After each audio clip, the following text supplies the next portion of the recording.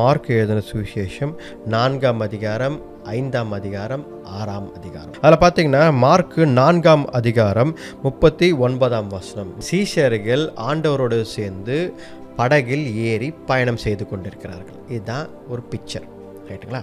அப்போது இது படகில் ஏறி அவங்க பயணம் செய்யும் பொழுது ஆண்டவர் போட்டில் இருக்கிறாரு. பயங்கரமான புயல், பயங்கரமான பிரச்சனை, தண்ணீர் போட்டுக்குள்ளே வருது, எல்லாம் தத்தளிக்கிறாங்க. என்ன பண்ணலான்னு தவிக்கிறாங்க. முதலாவது ஒன்று புரிந்து கொள்ளுங்கள், ஆண்டவர் இயேசு கிறிஸ்து நம் படகில் இருக்கிறார் என்பதற்காக பிரச்சனைகள் போராட்டங்கள் வராமல் இருக்காது.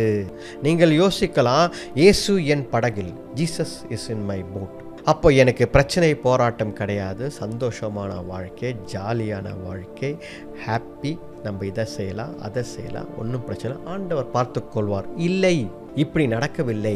அப்படி உண்மை என்றால் அவர்கள் படகில் போகும்பொழுது எந்த பிரச்சனை போட் போயிட்டு வந்திருக்கணும், ஒரு பிரச்சனையும் இல்லாமல். அவர்கள் என்ன சொல்லியிருக்கணும், ஆண்டவர் இயேசு கிறிஸ்துவோடன் படகில் போனோம், ஒன்றுமே நடக்கலைங்க, ஸ்மூத்தாக போச்சு, ஸ்மூத்தாக வந்துச்சு.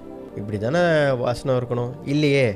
ஆண்டவர் இயேசு கிறிஸ்து படகில் படுத்து தூங்கி கொண்டு இருக்கிறார். ஆனால் இங்கே ஒரே பிரச்சனை, முழுகி போய் கப்பல் உடையிற நிலைமை, அந்த போட் உடையிற தவிக்கிறார்கள். அப்போ பாருங்கள், இன்றைக்கு நம் வாழ்க்கையில் பிரச்சனைகள் போராட்டங்கள் வருமா? என் வாழ்க்கையில் ஆண்டவர் இருக்கிறாரு, நான் கர்த்தர் பின்னாடி தானே போகிறேன், நான் வேதத்தை படிக்கிறேன், பைபிளில் படிக்கிறேன், நான் ஜெபம் பண்ணுறேன், சர்ச்சுக்கு போகிறேன், எல்லாமே செய்கிறேன். ஆனால் எனக்கு வாழ்க்கையில் பிரச்சனை இருக்கே, என்ன அது அப்படின்னு பார்த்தீங்கன்னா, ஆண்டவர் விசுவாசத்தை பரிசோதித்து பார்க்கிறார். He is testing your faith. நீங்கள் எந்த லிமிட் வரைக்கும் கர்த்தருடன் இருக்கிறீங்க.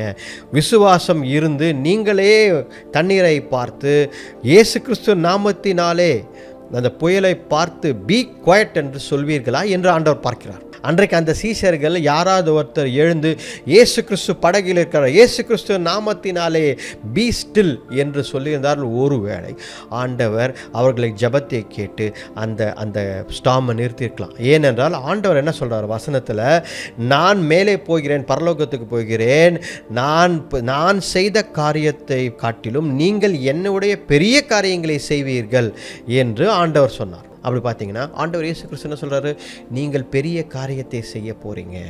The things that I did, greater things you will do என்றார். நமக்கு விசுவாசம் வேண்டும், நமக்கு தைரியம் வேண்டும். நாம் அந்த பிரச்சனையை எதிர்த்து ஆண்டவர் இயேசு கிறிஸ்து நாமத்தினாலே அத்தாரிட்டியில் நாம் அந்த பிரச்சனையை எதிர்கொள்ள வேண்டும். ஆண்டவர் என்ன சொல்கிறாரு, நான் கூட இருக்கிறேன், நீ கவலைப்படாத, அந்த பிரச்சனையை நீ சந்தித்து பார், ஒன்றும் பிரச்சனை கிடையாது, நான் தான் கூட இருக்கிறேன் அப்படின்றார்.